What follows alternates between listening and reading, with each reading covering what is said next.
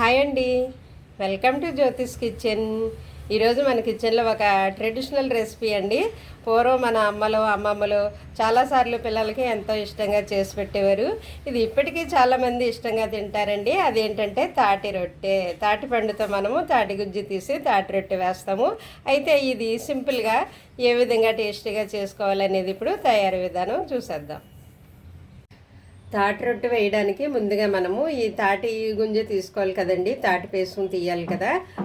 అయితే ఈ కాయ ఎక్కడ ఓపెన్ అవ్వకుండా చూసుకోవాలండి మనము. అంటే ఓపెన్ అయితే దీంట్లో పురుగులు పట్టే ఛాన్స్ ఉంటుంది అనమాట. నేను ఇది కడిగాను, కడగడం వల్ల ఈ విధంగా ఉంది, తడిగాను. అయితే ఓపెన్ అవ్వకుండా చూసుకోండి, లేదంటే లోపల పురుగులు పట్టే ఛాన్స్ ఉంటుంది. అయితే ఇది కొద్దిగా మనము ఇలా కొడితే ఈ డిప్ప వచ్చేస్తుంది అనమాట. ఇది ఓపెన్ అయిపోతుందండి.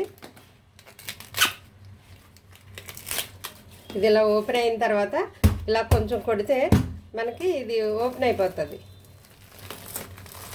ఇలా ఓపెన్ చేసేసిన తర్వాత ఈ పై తొక్క తీసేయాలి మనము. ఈ పై లేయర్ అంతా వచ్చేస్తుంది ఈజీగానే. ఈ తొక్క తీసేయాలి పూర్తిగా. ఈ తొక్క అంతా తీసిన తర్వాత ఇది గుంజి ఏ విధంగా తీయాలో చూద్దాం. ఈ తొక్క అంతా ఈ విధంగా సెపరేట్ చేసేయాలండి. ఇదిగో ఈ విధంగా ఉంటాయి అన్నమాట తాటి టెంకలు. ఈ పై తొక్కంతా తీసేసిన తర్వాత మనము దీనికి కొంచెం వాటర్ వేసి దీన్ని ఇలా అనాలన్నమాట. ఇలా అంటే మనకి గుంజు త్వరగా ఈజీగా వస్తుందన్నమాట. అయితే ఫస్ట్ మనం కొంచెం వాటర్ తీసుకుని ఇలా అనాలి వీటిని. అన్ని టెంకలు కూడా ఇలాగే అనాలండి. 3 ఉంటాయి తాటికాయకి. ఇదివరకు అయితే పల్లెటూరులో దొరికాయండి, ఇప్పుడు రైతు బజార్లో కూడా దొరుకుతున్నాయి. తినాలనుకున్న వారు రైతు బజార్లో, ఇది సీజన్ కదండి, సీజనల్గా దొరికే వాటిని మనం తినడం వల్ల ఆయా పోషకాలు మనకు వస్తాయి కదా. ఇది రేర్గా దొరుకుతుంది కదండి, ఎప్పుడు కావాలంటే అప్పుడు దొరికేది కాదు. ఆ టైంలో ఆ సీజన్లోనే దొరుకుతాయి అన్నమాట. ఆ సీజన్లో దొరికినప్పుడు వాటిని మనం మన ఫుడ్లో ఇంక్లూడ్ చేసుకుంటే ఆ పోషకాలన్నీ మనకు వస్తాయి. మరి ఇదివరకు మన పూర్వీకులు ఇవే ఎక్కువ తినేవారండి. తాటి రొట్టె, తాటి ఇడ్లీ, తాటి గారెలు, లేదా తాటికాయని ఆ విధంగానే కాల్చుకుని తినేసేవారు వాళ్ళు. అయితే నిప్పుల మీద పొయ్యి మీద కాల్చుకొని తినేవారు అనమాట ఇదివరకు అయితేనే. కొంచెం వాటర్ చేయికి తడుపుకుంటూ ఈ విధంగా మనం అన్నీ ఇలా చేసి పెట్టుకున్న తర్వాత ఇదిగోండి, ఇది కన్నాల గరిటె ఉంటుంది కదా, మనము ఆయిల్లో డీప్ ఫ్రై చేసినప్పుడు దీంతో తీస్తాం కదా. దీంతో మనం ఇలా అంటే కనుక ఏసులు రావండి.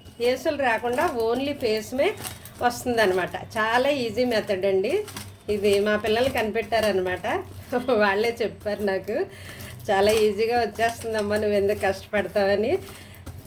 అందుకని ఇది చాలా ఈజీగా ఉందండి, మీరు కూడా ట్రై చేయండి. ఎందుకంటే ఏసులు రావట్లేదు అసలు, ఇది అడ్డేస్తుంది అనమాట. ఈ గీతలు ఉన్నాయి కదా దానికి, చూసారా, ఈజీగా పేసమంతా అందులోకి వెళ్ళిపోతుంది. ఇవి ఏమంటారు, పీచు వెళ్ళకుండా, ఏసులు వెళ్ళకుండా చక్కగా గుంజు మాత్రమే అందులోకి వెళ్తుంది అనమాట. చాలా ఈజీ మెథడ్ అండి. మనము మనసు పెట్టి చేస్తే ఏ పని కూడా కష్టంగానే అనిపించదు అసలు. చాలా ఈజీగా మనము 2-3 తాటికాయలైనా చక్కగా తీసేసుకోవచ్చు. చాలా ఈజీగా వస్తుంది కదా. అదిగో అసలు ఏసులే వెళ్ళవన్నమాట దాంట్లోకి. ఈ విధంగా కాయలు ఎన్ని ఉంటే అన్ని, 2 అయితే 2, 3 అయితే 3, లేదా ఒక్క కాయ చాలు కదండి. ఈ రోజుల్లో ఎవరం ఎక్కువ తినేస్తున్నాం, అందరూ డైటింగ్లు, ఫుడ్ కంట్రోల్ కదా, ఏది తినడానికి లేదు. ఏదో తినాలి, ఆ రుచిని తినాలి, ఆ టేస్ట్ ఎంజాయ్ చేయాలని తప్ప మితంగానే అందరూ తింటున్నారు ఈ రోజుల్లో. అతిగా ఎవరో తినట్లేదు. ఇలాగా మొత్తం మనకి ఎన్ని కాయలు ఉంటాయి, ఎన్ని ట్యాంకులు ఉంటాయని, ఒక కాయకి వచ్చి 3 ట్యాంకులే ఉంటాయి. చాలా ఈజీగా అయిపోతుందండి, ఏసులు ఏమీ రాకుండా. చూడండి చక్కగా ఈజీగా త్వరగా అయిపోతుంది. ఈ విధంగా అన్నీ పేసుని తీసేయాలన్నమాట. తీసిన తర్వాత దాంట్లో ఏది ఎంత కలపాలో చూద్దాం.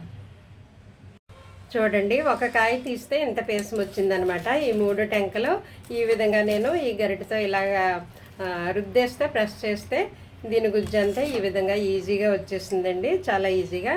అయితే దీంట్లోకి మనము కొబ్బరికూరు, బెల్లము, ఇడ్లీ నూక కలపాలన్నమాట. ఇడ్లీ నూక లేకపోతే బియ్యం నూకైనా కలపచ్చు, వరి నూక కానీ మనం బయట కొన్న ఇడ్లీ నూక కానీ, కొబ్బరి తురుము, బెల్లం కూర దీంట్లో కావాలి. అవన్నీ రెడీ పెట్టుకుందాం. ఇప్పుడు కొలతలతో సహా చూద్దాం. ఇదిగో చూద్దామండి కొలతలు. ఇదిగో 1 కప్పు అయితే తాటి గుంజు 1 కప్పు వచ్చిందనమాట. తాటిపీసు 1 కప్పు. 1 కప్పు ఇడ్లీ నూక తీసుకున్నాను నేను. ఇది బయట కొన్న ఇడ్లీ నూక అనమాట. చాలా చిన్నగా ఉంటుంది కదండి బయట కొన్నది.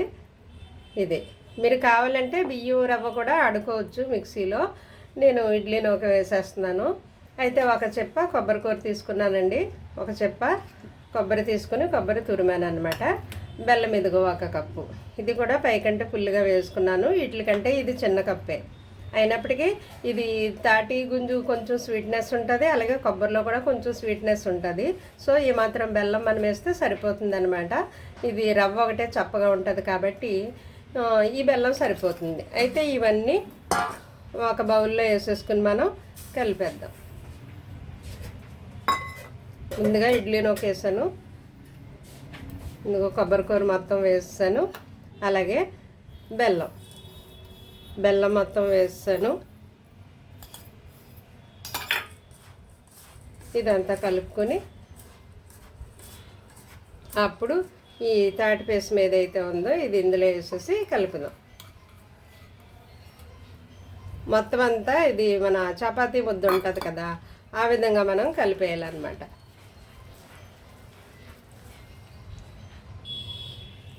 ఇదిగోండి మొత్తం అన్నీ ఈ విధంగా మిక్స్ చేయాలన్నమాట.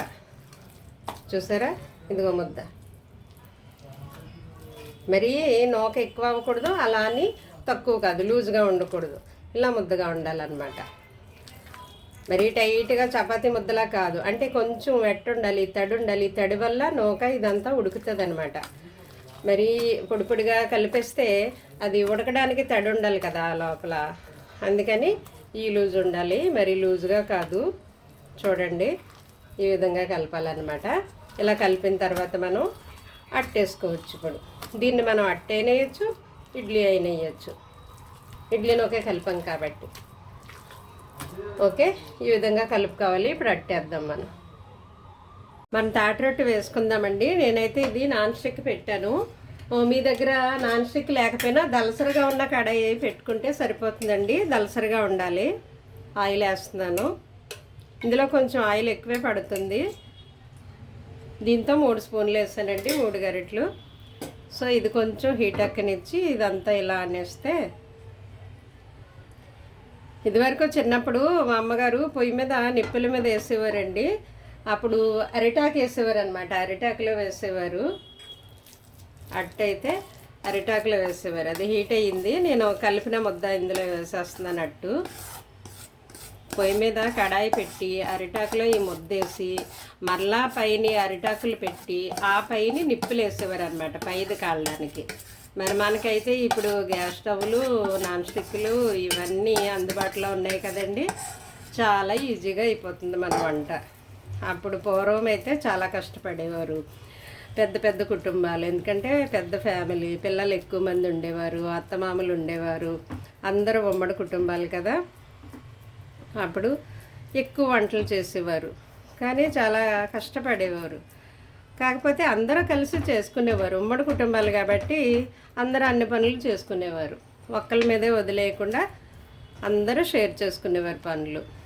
ఆ విధంగా పని ఈజీగా అయిపోయేది అనమాట. అప్పుడులో కష్టమైనా కానీ కలిసి ఉంటే కలదు సుఖం కదా. ఇదిగో ఈ విధంగా మనము అట్టంతా ఇలా పరిచేయాలి. సమంగా ఇలా పరిచేయండి. గరిటెతో ఇలా అంటే అయిపోతుంది.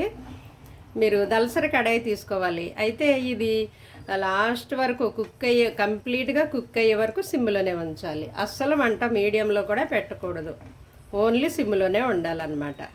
సరేనా?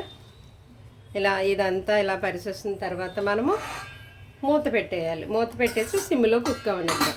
అటువైపు అయ్యాక మరలా ఇటువైపు టర్న్ చేద్దాం. చూద్దామండి మన తాటి రొట్టు. చూసారా, ఈ చుట్టూ బ్రౌన్ కలర్ వచ్చింది చుట్టూరును. అయితే ఈ టైంలో మనము టచ్ చేసి చూస్తే నాకు చేతికి ఆయిల్ అంటుకుంటుందండి, వేలికి, అంతేగాని పిండి అంటుకోవట్లేదు. ఇది పైన అంతా అయిపోయింది. చూడండి చుట్టూ బ్రౌన్ కలర్ వచ్చింది. అయితే ఈ టైంలో మనము స్టవ్ ఆపేయాలి.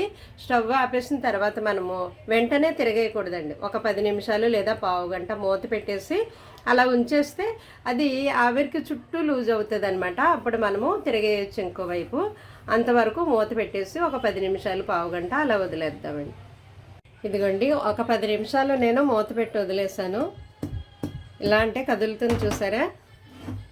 ఇది నాన్ స్టిక్ అని కదులుతుందని అనుకోవద్దు. ఏదైనప్పటికీ కూడా అలాగే ఆవిరి మీద వదిలేస్తే అది లూజ్ అవుతుంది అనమాట. ఇలా మూత పెట్టేసి మనం ఇలా తిరిగేస్తే ఈజీగా ఊడొచ్చేస్తుందండి.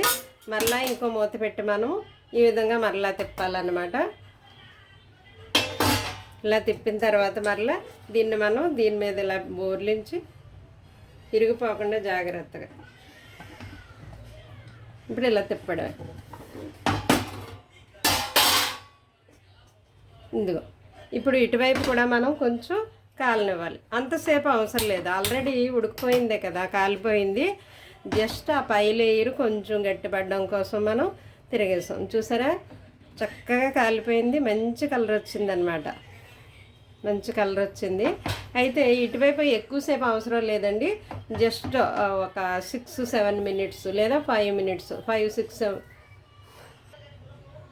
or 6 మినిట్స్ సరిపోతుందండి. మూత పెట్టేసి మరలా మనము ఇటువైపు కూడా కాలనిద్దాం. ఇదిగోండి 6 మినిట్స్ అయ్యింది. నేను ఇంకా ఆపేస్తాను స్టవ్. అయితే ఇది పొగలు వస్తాయి చూసారా, ఆవిరి వస్తుంది. అయిపోయింది. అయితే ఇది వెంటనే కట్ చేయకూడదండి, కొంచెం చల్లారనివ్వాలి. అయినా కానీ వేడివేడి తినకూడదు. వేడివేడి తింటే కొంచెం కండ్రగా చిరుచేదు ఉన్నట్టు కండ్రగా ఉంటుంది. అది కాకుండా వేడివేడి తింటే తల తిరుగుతుందండి. కొంచెం చల్లగా అవ్వనివ్వాలన్నమాట. అంటే మార్నింగ్ చేసింది ఈవినింగ్ కట్ చేసి తినాలి, అదే నైట్ చేసింది మార్నింగ్ తినాలన్నమాట. ఓకేనా, చల్లారనివ్వాలి. చల్లారాక మనం ముక్కలు కట్ చేసుకుందాం. ఇదిగోండి, ఫైనల్గా మన తాటి రొట్టె ఈ విధంగా తయారైంది. తిరిగేసి కూడా చూపిస్తాను మీకు. తిరిగేస్తే ఈ విధంగా ఉంది. ఈ కలర్ వస్తే సరిపోతుందండి. మంచి గోల్డెన్ కలర్ వచ్చింది కదా, ఈ కలర్ వస్తే చాలన్నమాట. ఎందుకంటే ఆల్రెడీ కుక్ అయిపోయింది కాబట్టి ఇటువైపు ఎక్కువ కలర్ రావక్కర్లేదు. అయితే ఇది మనకి నచ్చిన సైజు మనం కట్ చేసుకోవచ్చండి. మీకు ఏ సైజు కావాలంటే ఆ సైజులో కట్ చేసుకోవచ్చు.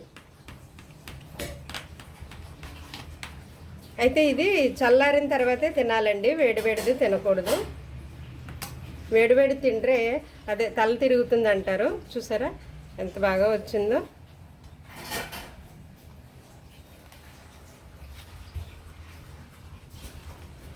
టేస్ట్ అయితే చాలా బాగుంటుందండి. మీరు ఈ విధంగా చేస్తే కనుక అందరూ ఇష్టంగా తింటారు. అలవాటు చేయాలి మరి. ఇప్పుడు ఈ తరం పిల్లలకు కూడా మనము అలవాటు చేయాలండి. ఈ విధంగా ఉంటుంది తాటి రొట్టు. టేస్ట్ చాలా బాగుంటుంది. మీకు కనుక రైతు బజార్లో దొరికితే దీన్ని తప్పకుండా ట్రై చేయండి. తప్పకుండా టేస్ట్ చూడాలి. మనం సీజనల్గా దొరికే వాటిని మనము తింటూ ఉండాలన్నమాట. ఆయా పోషకాలన్నీ మనకి వస్తూ ఉంటాయి. అలాగే మన పిల్లలకు కూడా మనం ట్రెడిషనల్ ఫుడ్ అలవాటు చేస్తూ ఉండాలి.